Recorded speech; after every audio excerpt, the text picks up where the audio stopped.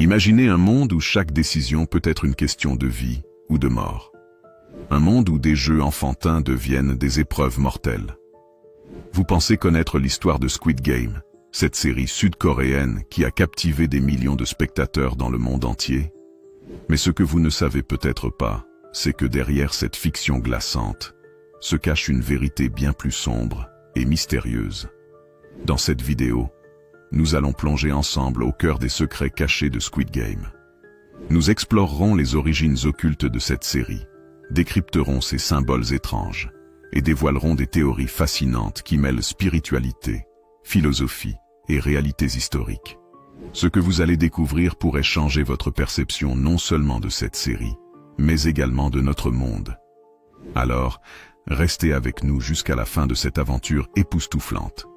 Et si vous aimez ce genre de contenu captivant, n'oubliez pas de liker cette vidéo et de vous abonner à notre chaîne pour ne rien manquer des mystères que nous dévoilons. Prêts à plonger dans les abysses du mystère? Alors, commençons notre voyage. Quand Squid Game est apparu pour la première fois sur nos écrans, il semblait être une critique sociale poignante sur les inégalités économiques et la lutte désespérée pour survivre dans un monde impitoyable. Mais en creusant un peu plus profondément, on découvre que cette œuvre pourrait être bien plus qu'une simple série dramatique. Elle pourrait en réalité être inspirée par des mythes, des légendes et des vérités enfouies, bien au-delà de ce que l'on imagine. Alors, plongeons dans les origines mystérieuses et occultes de cette création fascinante. Les jeux présentés dans Squid Game ont une apparence innocente, tirée des souvenirs d'enfance du réalisateur Hwang Dong-hyuk. Cependant, leur structure rappelle étrangement des rituels pratiqués dans diverses cultures, pour symboliser la lutte entre vie et mort. Prenons par exemple le jeu du 1, 2, 3, soleil, où le moindre faux pas entraîne une conséquence fatale. Ce jeu semble être une métaphore des rites d'initiation, où les participants devaient démontrer leur discipline et leur maîtrise de soi pour franchir les étapes de leur transformation spirituelle. D'autres jeux, comme le pont de verre ou la corde, rappellent des épreuves initiatiques présentes dans des mythes asiatiques anciens, où les âmes traversaient des ponts périlleux pour atteindre le royaume des esprits ou la rédemption. Chaque joueur, en franchissant ces étapes, semble lutter non seulement pour sa survie, mais aussi pour son âme. Les cercles, triangles et carrés, utilisés pour représenter les hiérarchies des gardes, ont intrigué de nombreux spectateurs. Ces formes géométriques ne sont pas anodines. Elles trouvent leurs racines dans la géométrie sacrée et les systèmes ésotériques. Le cercle symbolise l'infini et l'unité. Le triangle représente la Trinité ou l'ascension, tandis que le carré est le symbole de la matière et de la stabilité. Ensemble, ils créent une dynamique qui pourrait refléter l'équilibre entre le matériel et le spirituel. Même la disposition des lieux de jeu a été analysée. L'escalier en spirale est une référence directe au célèbre tableau de M.C. Escher, mais pourrait aussi être interprété comme une allégorie de la montée vers un éveil spirituel ou, au contraire, une descente dans les profondeurs de l'âme humaine. Squid Game semble également s'inspirer de concepts philosophiques et spirituels profonds. Le thème central de la série, où les personnages doivent choisir entre leurs valeurs morales et leur instinct de survie, reflète des dilemmes existentiels explorés par des penseurs comme Friedrich Nietzsche ou Søren Kierkegaard. Nietzsche parlait de la nécessité de surmonter la souffrance pour créer une nouvelle version de soi-même. Dans Squid Game, les joueurs, poussés à leurs limites, sont confrontés à cette même épreuve. Devront-ils abandonner leur humanité pour survivre ou trouveront-ils un moyen de transcender les règles imposées? D'un point de vue plus spirituel, certains spectateurs ont comparé le personnage de Frontman au concept du démiurge gnostique, une figure ambiguë qui contrôle un monde imparfait. Dans cette interprétation, le jeu représente un microcosme de notre monde, où les humains sont manipulés par des forces supérieures. Enfin, il est intéressant de noter que Squid Game pourrait s'inspirer de véritables histoires de survie désespérées dans des conditions extrêmes. Des récits de personnes prêtes à tout pour s'en sortir, même au prix de leur humanité, abondent dans l'histoire coréenne, notamment durant la colonisation japonaise et la guerre de Corée. Ces événements ont marqué l'inconscient collectif et pourraient expliquer l'aspect brut et sans concession de la série. Le concept des jeux de la mort n'est pas nouveau. Dans la Rome antique, les gladiateurs étaient contraints de se battre pour divertir l'élite.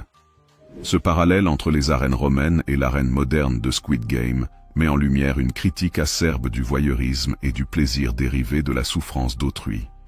Les origines de Squid Game sont un savant mélange de mythes anciens, de symboles occultes et de réflexions philosophiques. Mais ce n'est que le début de notre exploration.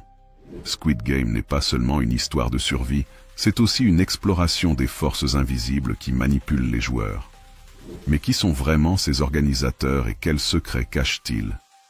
En plongeant dans les théories les plus fascinantes, nous découvrons un monde d'ombre et de manipulation bien au-delà de la simple fiction.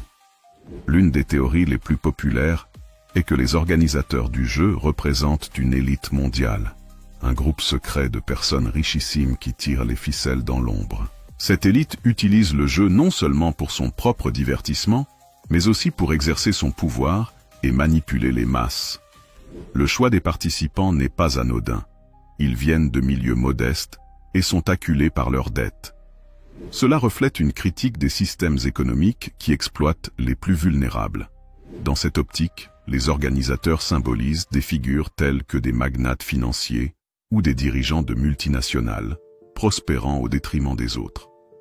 Les masques des VIP, représentant des animaux, pourraient symboliser la déshumanisation totale de ces individus, qui se considèrent comme supérieurs au reste de l'humanité. Cette théorie pousse les spectateurs à se demander, ces figures existent-elles dans notre monde réel, dissimulées derrière les systèmes qu'elles ont créés? Le frontman, un personnage central, joue un rôle crucial dans l'organisation des jeux. Certains théoriciens pensent qu'il représente un intermédiaire entre les organisateurs et les joueurs, une sorte de gardien ou d'exécuteur des lois. Ce personnage rappelle les figures mythologiques ou religieuses jouant un rôle d'intercession entre les dieux et les hommes. Sa loyauté envers le système semble inébranlable, mais son passé, marqué par sa participation en tant qu'ancien joueur, montre qu'il est lui aussi victime d'un système plus grand. Certains spectateurs se demandent si le frontman n'est pas une allégorie de la complaisance des masses envers les systèmes oppressifs. Après tout, il a survécu au jeu, mais plutôt que de détruire le système, il en est devenu une partie intégrante. Et si les jeux étaient de bien plus qu'un simple divertissement pour les riches? Certains avancent que Squid Game cache une expérience sociale ou même spirituelle. Les organisateurs ne chercheraient pas seulement à divertir les VIP, mais également à tester les limites de l'âme humaine. Les jeux confrontent les joueurs à leurs pires instincts, les plaçant dans des situations où la trahison, l'avidité et la survie individuelle dominent la compassion et la solidarité. Dans cette théorie, les organisateurs symboliseraient des figures divines cruelles, testant les êtres humains pour voir s'ils peuvent transcender leur nature. Certains y voient une allégorie religieuse. Les jeux seraient similaires à un purgatoire où les âmes doivent faire face à leurs péchés avant de pouvoir avancer. Ceux qui meurent échouent non seulement physiquement, mais symboliquement, dans leur quête de transcendance. Une autre théorie fascinante concerne le rôle du spectateur dans la série. En regardant Squid Game, nous sommes, d'une certaine manière, semblables aux VIP qui prennent plaisir à observer ces épreuves. Cela soulève une question troublante. Et si Squid Game était une critique de notre propre voyeurisme? Dans une époque où les réalités sordides du monde sont souvent transformées en spectacles médiatiques, Squid Game agit comme un miroir. Les organisateurs pourraient représenter les producteurs de contenu, les joueurs seraient les personnes ordinaires prêtes à tout pour réussir, et les spectateurs seraient nous. Cette théorie pousse à réfléchir sur la moralité de consommer du divertissement basé sur la souffrance d'autrui, même lorsqu'il est fictif. Les organisateurs de Squid Game ne sont pas de simples antagonistes. Ils représentent une multitude de concepts philosophiques, sociaux et spirituels, nous obligeant à regarder au-delà de la surface. Que ce soit une critique des élites, une allégorie de l'âme humaine ou un miroir de nos propres habitudes, leur rôle est profond et complexe. Chaque joueur de Squid Game est soigneusement conçu pour refléter des luttes universelles. Le héros principal, Seong Gi-hoon, incarne l'homme ordinaire écrasé par les dettes, mais doté d'un sens latent de la morale et de la compassion. Ses choix oscillent entre l'égoïsme nécessaire à la survie et l'altruisme qui, bien que noble, le place en danger. Son parcours pose une question essentielle. Qu'arrive-t-il à nos valeurs lorsque nous sommes poussés à l'extrême? Les dilemmes qu'il affronte représentent les choix auxquels beaucoup d'entre nous font face, dans un monde compétitif et impitoyable, même si les enjeux sont rarement aussi littéralement mortels. À l'opposé, Cho Sang-woo, l'ami d'enfance de Gi-hun, est un exemple tragique de la corruption par l'ambition. Initialement présenté comme un modèle de réussite sociale, Sang-woo devient progressivement l'antagoniste moral de l'histoire. Sa chute montre comment le désespoir peut transformer même les personnes les plus prometteuses en monstres.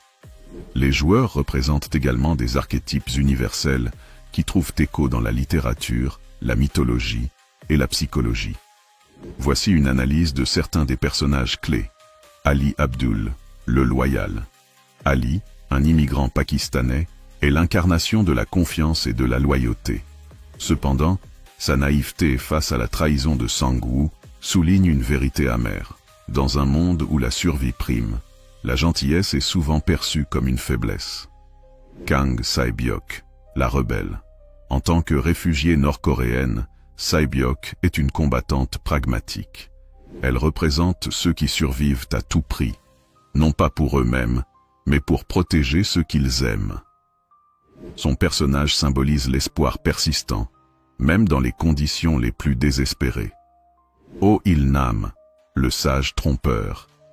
Ce vieil homme, qui semble fragile et inoffensif, se révèle être au cœur du jeu. Il représente le paradoxe de l'innocence apparente, masquant une cruauté latente. Son rôle soulève une question troublante. Jusqu'à quel point le pouvoir et le privilège peuvent-ils déshumaniser quelqu'un? Deok-su, le prédateur. Deok-su est l'archétype du brute égoïste, prêt à tout pour son intérêt personnel. Il est un rappel brutal que dans une société sans règles morales, la force brute et la peur deviennent des monnaies d'échange. Un des aspects les plus fascinants de Squid Game est la dynamique des relations entre les joueurs. Les alliances se forment et se brisent, souvent de manière imprévisible. Cela met en lumière une vérité universelle. Face à des situations extrêmes, nos instincts de survie peuvent dominer nos liens sociaux. L'épisode du jeu des billes est un parfait exemple de ce phénomène. Ce qui commence comme une collaboration entre pairs se transforme en un champ de bataille émotionnel, où les trahisons deviennent inévitables. La tension de ces moments montre que, même dans les pires circonstances, les liens d'amitié et de loyauté peuvent être testés jusqu'à la rupture. Chaque joueur représente une facette de la société moderne, et leur présence dans le jeu est une critique implicite des injustices sociales.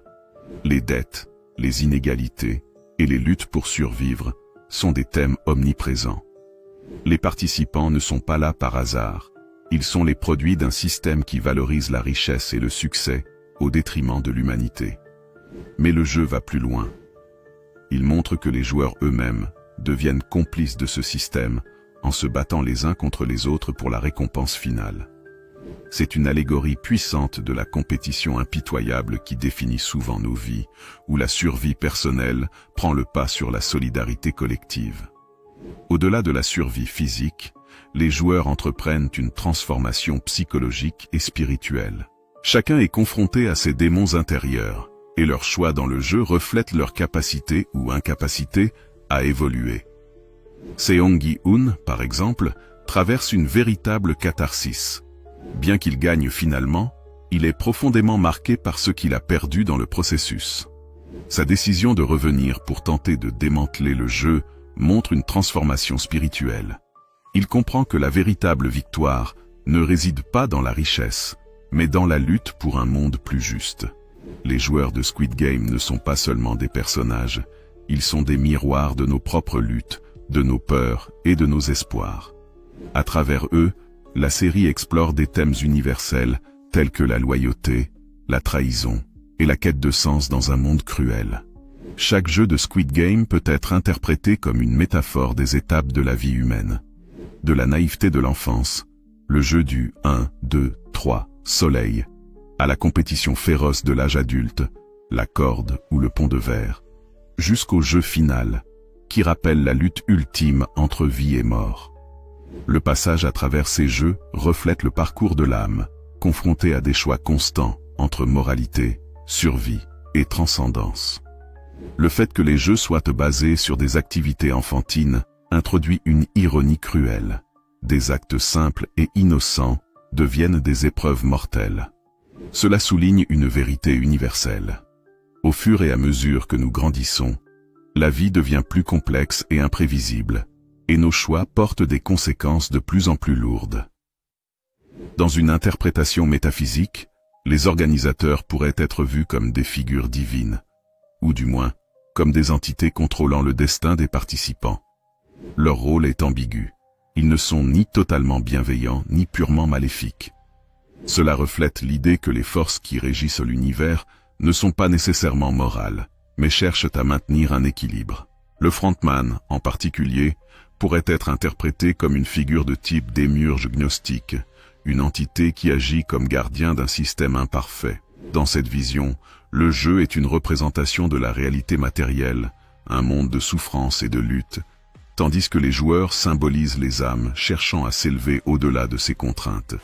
Les masques portés par les gardes et les VIP sont riches en symbolisme. Dans de nombreuses traditions spirituelles, le masque est un symbole de l'illusion, de l'ego ou de la fausse identité. Les participants, eux, sont exposés sans protection, forcés d'affronter la réalité brutale de leur situation. Dans cette optique, les masques des organisateurs pourraient symboliser leur séparation de la véritable humanité, leur rôle en tant qu'observateurs distants plutôt qu'acteurs. Cela pose une question essentielle. À quel point sommes-nous, en tant que spectateurs ou individus dans la société, des observateurs passifs de la souffrance des autres? Les joueurs de Squid Game ne se battent pas seulement pour leur survie physique, mais aussi pour leur âme. Chaque décision qu'ils prennent dans le jeu les rapproche soit de leur humanité, soit de leur chute morale. Cela rappelle les enseignements spirituels selon lesquels chaque acte, aussi petit soit-il, affecte notre cheminement spirituel. Certains théoriciens voient dans Squid Game une allégorie du karma. Les joueurs récoltent les conséquences de leurs actions passées, non seulement dans le jeu, mais aussi dans leur vie extérieure. La question centrale est alors, peuvent-ils briser ce cycle et atteindre une sorte de rédemption? La victoire de Seong Gi-hoon peut être interprétée comme une allégorie de l'éveil spirituel. Bien qu'il remporte le jeu et gagne une somme d'argent énorme, il découvre que la richesse matérielle ne peut pas réparer les blessures émotionnelles et spirituelles qu'il a subies. Sa transformation finale, marquée par son refus de profiter de ses gains et sa décision de confronter les organisateurs, est un acte de transcendance. Cette conclusion rappelle les enseignements de nombreuses traditions spirituelles. Le véritable succès n'est pas matériel, mais réside dans la compréhension de soi et la quête d'un but supérieur. Le retour de Gi-hoon dans le jeu n'est pas un acte de vengeance, mais une tentative de détruire un système oppressif pour sauver d'autres âmes. Au-delà de ces thématiques spirituelles, Squid Game offre une critique incisive de la société moderne. La série expose la manière dont les systèmes économiques, sociaux et politiques exploitent les individus, les réduisant à des pions dans un jeu beaucoup plus grand. Cela reflète l'idée spirituelle que la véritable libération ne peut être atteinte qu'en rejetant ces systèmes et en cherchant une vérité plus profonde. Squid Game n'est pas seulement une série sur la survie, c'est une méditation sur la vie, la mort et ce qui se trouve au-delà. Elle invite les spectateurs à réfléchir sur leurs propres choix, leurs valeurs et la manière dont ils naviguent dans un monde souvent cruel et injuste. En explorant les mystères métaphysiques et spirituels de Squid Game, nous découvrons un message puissant. Même dans les circonstances les plus sombres, il existe une possibilité de transcender, de trouver un sens et de se battre pour un monde meilleur. Que feriez-vous si vous étiez confronté à un choix entre survie et humanité? La réponse pourrait bien définir votre propre jeu de la vie. Merci d'avoir suivi cette exploration captivante jusqu'à la fin. Ensemble, nous avons plongé dans les mystères les plus profonds de Squid Game et découvert des vérités troublantes, fascinantes et parfois même spirituelle. Si cette vidéo vous a interpellé, fait réfléchir, ou simplement diverti, alors notre mission est accomplie. N'oubliez pas que votre soutien est essentiel pour que nous puissions continuer à créer ce type de contenu riche et passionnant. Si vous avez aimé cette vidéo, prenez une seconde pour liker et partager avec vos amis. Vos commentaires sont également précieux, alors dites-nous ce que vous en pensez ou partagez vos propres théories dans l'espace dédié. Et surtout, abonnez-vous à la chaîne pour ne rien manquer de nos prochaines vidéos. Ensemble, continuons à explorer les mystères qui nous entourent et à réfléchir sur les récits qui façonnent notre vision du monde. Merci encore, et on se retrouve très bientôt pour une nouvelle aventure fascinante.